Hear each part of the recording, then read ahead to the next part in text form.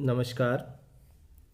Gyandoot online class के YouTube channel पर आपका स्वागत है। आज हम लोग हिंदी ग्रामर के समास टॉपिक पर चर्चा करेंगे। वैसे विद्यार्थी जिनको समास में बहुत समस्याएं होती है, जिनको समास पहचानने में दिक्कत होता है, आज हम लोग ट्रिक के साथ कुछ क्वेश्चन भी देखेंगे और कुछ ट्रिक्स आपको बताएंगे, जिससे लगभग आपके सारे एग्जाम में समास के सभी प्रश्न सॉल्व हो जाएंगे। आप लास्ट तक वीडियो को देखें, आप खुद समझ जाएंगे कि आपको कैसा लगा। फिर अपना अनुभव आप कमेंट बॉक्स पर लिखेंगे। देखिए, एक क्वेश्चन है, देवासुर में कौन सा समास है। देखिए, जो क्वेश्चन है देवासुर, इसमें जो समास का प्रकार पूछा गया है, आप ध्यान देंगे, यहाँ लिखा देवासुर। देखिए, एक समास आप लोग पढ़ चुके हैं, जिस समास का नाम है द्वंद्व समास। देखिए, द्वंद्व समास जब भी हम लोग पहचानेंगे, एक चीज़ ध्यान दीजिएगा, अगर किसी समास की जो शब्द हैं उसका विग्रह करेंगे और विग्रह करने पर और अथवा या आते हैं, तो आप समझ जाइए वो कौन सा समास होगा, द्वंद्व समास। तो यहाँ जो देवासुर है, इसको अगर तोड़ते हैं, विग्रह करते हैं, तो इसमें क्या आएगा, देव और असुर, देव और असुर। इसलिए ये आप ध्यान रखेंगे कि समास में आएगा, द्वंद्व समास में आएगा। इसलिए ऑप्शन डी क्या है, करेक्ट है। ठीक है, तो द्वंद्व समास का आप क्या ट्रिक याद रखेंगे, अगर शब्द को तोड़ने पर, विग्रह करने पर और या अथवा आए, तो आप समझ जाए वो क्या है, द्वंद्व समास। चलिए नेक्स्ट देखते हैं। निम्नलिखित में बहुब्री समास, 2 नंबर में देखेंगे, निम्नलिखित में बहुब्री समास बताइए। देखिए, बहुब्री समास जब भी हम लोग पहचानेंगे तो उसमें एक चीज़ याद रखेंगे। देखिए, बहुब्री समास का एक छोटा सा नियम हम आपको बता देते हैं, आपको आसानी होगा याद रखने में। बहुब्री समास जब भी आप चेक करेंगे, जैसे यहाँ पर बहुब्री समास है, तो इसमें ध्यान देंगे बहुब्री समास। तो बहुब्री समास जब भी आप ध्यान देंगे, बहुब्री समास में क्या याद रखना है, आप देख लीजिए, अगर कोई शब्द किसी स्पेशल के लिए फिक्स है, जैसे अगर हम कहें जितने भी भगवान के नाम हैं, वो बहुब्री समास में आएंगे। अगर किसी शब्द का पूर्व पद और उत्तर पद दोनों प्रधान ना हो, जैसे पंकज, तो वो भी कौन समास में आएंगे, बहुब्री समास में आएंगे। तो यहाँ आपसे पूछा गया है कौन सा बहुब्री समास है, बताइए। देखिए, एक ऑप्शन है यहाँ नीलकंठ। नीलकंठ जिनका नीला है कंठ, नीला है कंठ जिनका, अर्थात महादेव। अगर आप में से, हम लोग में से कोई भी अगर नीला कंठ कर लें, तो हमको नीलकंठ नहीं कहा जाएगा। नीलकंठ शब्द जो है महादेव के लिए फिक्स हैं, सिर्फ और सिर्फ महादेव ही नीलकंठ कहलाते हैं। इसलिए ये क्या होगा, बहुब्री समास का उदाहरण होगा। सद्गुण अलग चीज है, यथासंभव बहुब्री समास में आएगा, नवरत्न अलग चीज है। चलिए नेक्स्ट हम लोग 3rd नंबर पर चलते हैं। मुख दर्शन में कौन समास है। ये जो मुख दर्शन है, इसका समास विग्रह जब आप करेंगे तो आपको पता चलेगा मुख का दर्शन।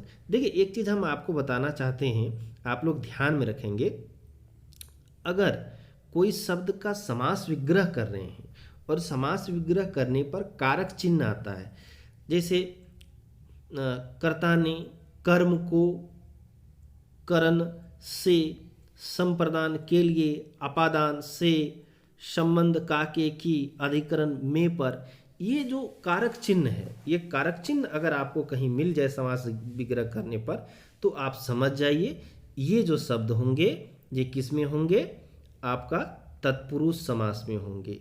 तो तत्पुरुष समास को पहचानने का जो सीधा नियम है, आप याद रखेंगे, कारक चिन्ह अगर मिल गया तो आप समझ जाइए ये तत्पुरुष समास होगा। चलिए ठीक है, नेक्स्ट हम लोग देखते हैं 4 नंबर क्वेश्चन में।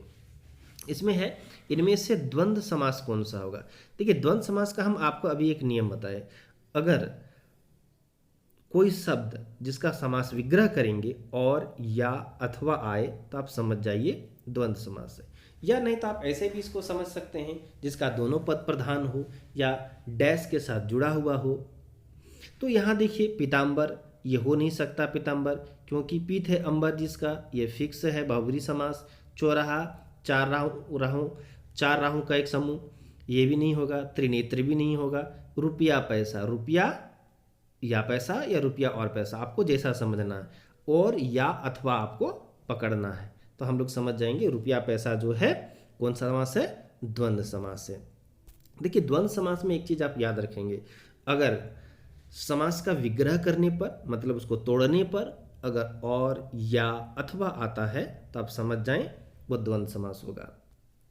ठीक है, चलिए नेक्स्ट क्वेश्चन नंबर 5 है लंबोदर। देखिए लंबोदर जो शब्द है, लंबा है उदर जिनका, उदर मतलब था पेट, जिनका पेट लंबा है। देखिए लंबोदर फिक्स है गणेश जी के लिए, तो गणेश जी के लिए अगर फिक्स है, अगर कोई शब्द किसी के लिए फिक्स है तो उसमें बहुब्रीहि समास में जाएंगे।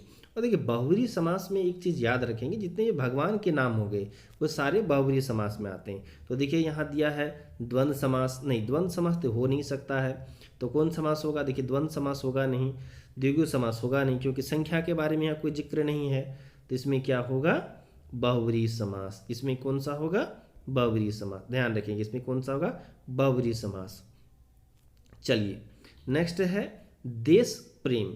आपको थोड़ा देर पहले हम बताए देश प्रेम, अगर कोई शब्द को तोड़ने पर उसका विग्रह करने पर कारक चिन्ह आए, देश प्रेम तो देश के लिए प्रेम, तो यहाँ कारक चिन्ह क्या आ गया, के लिए, तो आप समझ जाएंगे कौन समास होगा। जहां भी कारक चिन्ह आए तत्पुरुष समास लगा दीजिए। कौन समास लगाएंगे, तत्पुरुष समास। चलिए नेक्स्ट देखते हैं, नेक्स्ट है 7 नंबर क्वेश्चन। देखिए 7 नंबर क्वेश्चन है आजीवन।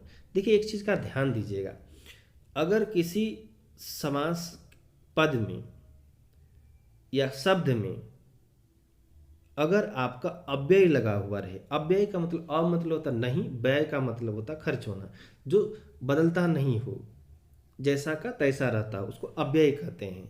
मतलब ये हुआ कि अगर शब्द के पहले कुछ अव्यय लग जाए, जैसे प्रति, आ, यथा, अनु, भर, प्रति, निर, बा, बे, अति, नी, तो ये अगर लग जाए अव्यय तो आप समझ जाइए वो शब्द क्या होगा, अव्ययी भाव समास होगा। लेकिन ध्यान रहे अगर संज्ञा शब्द का रिपीट हो, जैसे नगर नगर, गांव गांव, ध्यान रखेंगे अगर संज्ञा शब्द रिपीट होता है तो वहां भी अव्ययी भाव समास होता है। तो यहाँ पर क्या है, अव्ययी भाव समास होगा। आ क्या है, आपका अव्यय का काम करेगा, इसलिए कौन समास होगा, यहाँ अव्ययी भाव समास होगा। ध्यान रखेंगे। चलिए नेक्स्ट क्वेश्चन देखते हैं निडर में। निडर में क्या है, नी लगा हुआ है, नी क्या है, यहाँ काम करेगा आपका अव्यय का। अगर किसी शब्द के पहले अव्यय लगा हो, अभी हम आपको बताएं प्रति लगा हो, आ लगा हो, यथा लगा हो, अनु लगा हो, भर लगा हो, तो आप समझेंगे ये क्या है, अव्ययी भाव समास। और एक चीज याद रखेंगे, अगर संज्ञा शब्द का रिपीट होता है तो आप समझ जाएंगे वो अव्ययी भाव समास है। तो यहाँ कौन समास हो जाएगा, अव्ययी भाव समास। चलिए नेक्स्ट देखते हैं। नेक्स्ट 9 नंबर क्वेश्चन अगर आप देखेंगे तो यहाँ है राजकुमार।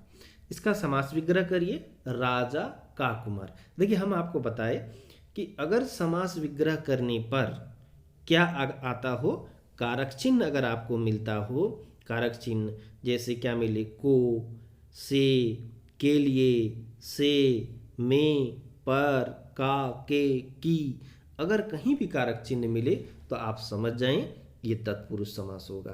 तो इस किसका एग्जाम्पल है, तत्पुरुष समास का एग्जाम्पल है। चलिए नेक्स्ट देखते हैं पंकज में कौन समास होगा। देखिए आपको थोड़ा देर पहले हम बताए कि जब भी हम बहुब्रीहि समास के बारे में चर्चा करते हैं तो 2 ट्रिक याद रखिएगा। अगर कोई पद प्रधान ना हो, मतलब पूर्व पद या उत्तर पद अगर प्रधान ना हो, दोनों मिल के अर्थ प्रदान करता हो तो उसमें बहुब्रीहि समास होगा, या जितने भगवान के नाम हो बहुब्रीहि समास में होंगे। या अगर कोई शब्द किसी स्पेशल के लिए फिक्स है तो उसमें भी क्या होंगे, बहुब्रीहि समास होंगे। तो यहाँ हम जो देख रहे हैं पंकज में, इसका ना तो पूर्व पद प्रधान है ना उत्तर पद प्रधान है, दोनों मिलके एक अर्थ निकालते हैं, इसलिए बहुब्रीहि समास का एग्जाम्पल होगा।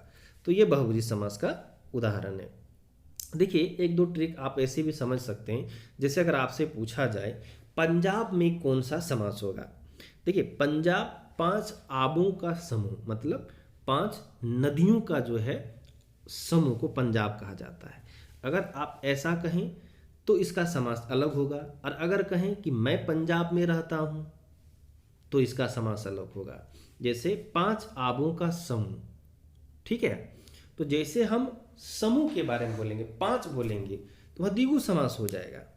लेकिन जैसे ही हम उसको कहें कि मैं पंजाब में रहता हूँ, तो वो क्या हो गया, पंजाब एक राज्य के बारे में जिक्र हो गया, तो फिर वो क्या हो जाएगा, आपका बहुब्रीहि समास हो जाएगा। ठीक है, आप इसको ध्यान में रखेंगे। कोई भी कन्फ्यूजन हो तो आप मैसेज करेंगे, आपको उत्तर दिया जाएगा। Thank you.